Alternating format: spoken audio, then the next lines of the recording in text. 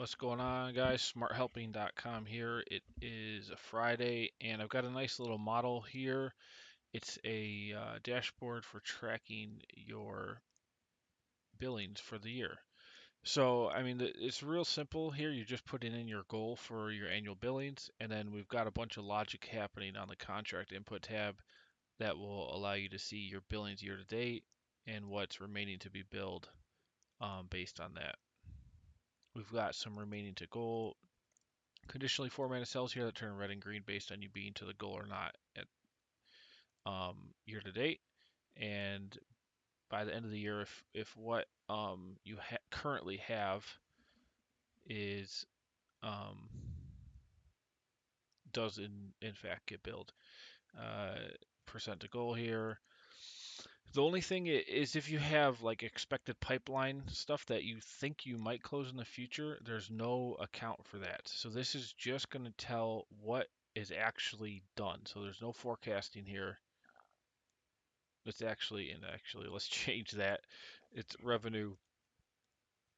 Let's do year-to-date revenue tracking. I mean, you're forecasting a little bit because you're forecasting what you expect to be billed based on your current contracts, but it's not forecasting additional revenue that you actually have not closed yet. So it's really just for tracking what is signed. So real simple tracking there. The intelligence is great that we've got. So look at this. You enter your start date, put the client name, total dollar contract value, and the months of the contract. And based on those inputs, you can see here we've got the month of expiry, the monthly billing value, the current month, the month's already billed lifetime. So look at this 5. So it's got if the contract started in April and it's now and this is all automated, so this will all run forward in time as you move forward each month forever into the future. Everything works. All you have to enter is the date the contract started. It's assuming revenue starts the month after the month it was signed. So in April, it's assuming you're going to start revenue in May. So here you can see it's billed 5 months, and that makes sense. You've billed May, June, July, August, September. So current month is September, 5 months, and it's saying lifetime here, and then lifetime remaining is 2. You see 2 and 5 and 2 is 7. So we can also do months remaining of the current year. So it's September. So it's saying there's 3 remaining months um, of the year to be billed. It's also the billing months remaining for the current year for that specific contract, and that could be different. You could have 3 months remaining of the year, but only 1 month remaining on the contract because well here we did one that started in August. It's only 1 month long, and we're actually going to bill in or it's 2 months. Sorry, the contract is 2 months long, so we've billed once, and we're going to bill one more time.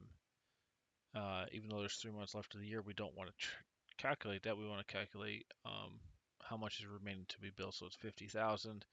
That's just basically doing the monthly value times remaining months. And you can see if we go up one, uh, this is billed 0 months, so it's got actually, because it was signed in September, so technically nothing's been billed till October. You've got October, November, December for the rest of the year, so that's the full value of the contract and actually is going to expire at the end of the year. If we would change this to 4, watch what happens. It now splits it up, so you got 4 months remaining. You're going to bill 187 for the rest of the year, and then you're actually going to have to go one more month, which would be January of 19. So for this year, this is all automated to work on a 1 year at a time basis, to showing you what's been billed for the current year and what's remaining. Uh, and it's a really nice logic because all of this is all automated. All you're really entering is the dollar amount of the contract, the amount of months it's for, and the date. That's it. So it's really, I tried to simplify this as much as possible so everything works based on that. And you just add stuff as you go down in time. Um, let's scroll over here. We also have remaining, so we have the build year to date. So you can see here in this contract we've billed 46,000 because it started in April again. So we've billed May, June, July, August, and September. So we billed 5 months times 9. That's where you get your 46,429, 9,200 times the 5 months. Uh, Now here we've got 0 because it started in September. So and I really worked hard to make all of the formulas in here work with all the different possible scenarios that could happen, and that was difficult. It took some time to make sure it works, no matter where you are, what month of the year it is. Um, if you started the contract last year, or if it's going in the future, if it's already done, everything like that is going to affect it because we're pulling from these columns to populate our dashboard. Um, so other things we have is build lifetime. So this is showing you even if you might want to run some filters or see on clients that have been billed for a certain amount. And I'm actually going to add before I end the video, I'll show you. I'm going to add a tab that actually shows um,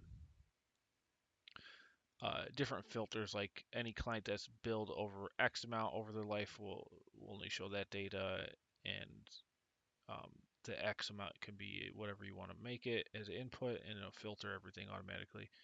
Also, we've got remaining to be billed. So what's been billed for the lifetime up to this month, and then what's remaining. So all of this works. You can see here we've got 250,000 remaining. For the lifetime, only 187 for this year because we're going over 1 month when we extended the contract months to 4 instead of 3. And I've not hidden any columns just because I want you to be able to see every single piece of logic that's working on this, and it's easier to actually use yourself if you can see all the columns, nothing's hidden, all the formulas will be editable. You'll be able to buy this template one-time fee of $45, and through your various vendors that I have it on, or if you're on smarthelping.com, you'll click through the description box link below, and I'll send it to you after purchase. And the simple way, when you're in Google Sheets, if you buy templates, you just when you get it, you'll get a view-only version of this. So obviously, the master can never be changed. So no logic will be messed up by anybody. So you'll get the view-only link, and from that you can hit File, make a copy, and when you do that, it'll actually, because I've set up the permission so people can make copies of their and make it their own on their own server. So when you do that, it'll put your own Google Sheet. It'll have all this functionality, but then you'll be able to view it, or I mean, you'll be able to edit it and take out my dummy data here and put in your own and start tracking.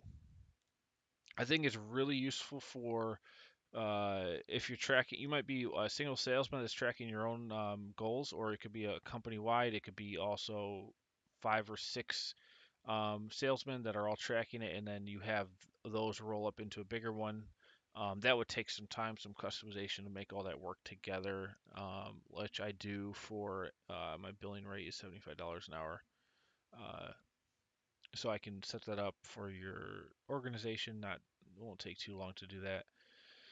Um, but yeah, that's pretty much it. So let me pause this. I'm going to make that filter tab for you real quick, and then we'll conclude the video.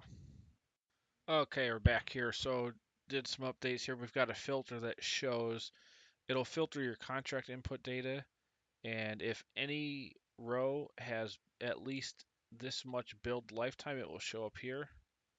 So you can see here's the lifetime billings.